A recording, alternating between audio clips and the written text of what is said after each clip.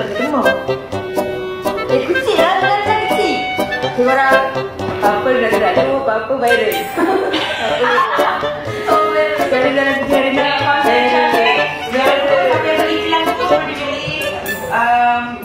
Keju goreng, coklat point dan juga bubuk ayam garcia. Nanti apa-apa ada update. Alright, bye-bye korang. Jom, let's go perempuan dah. Let's go. Perempuan.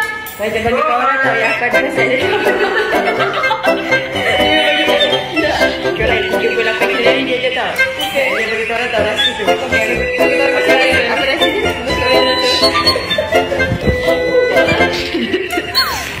Korang tak ada, korang jangan bagi tahu siapa-siapa tau. Nyala.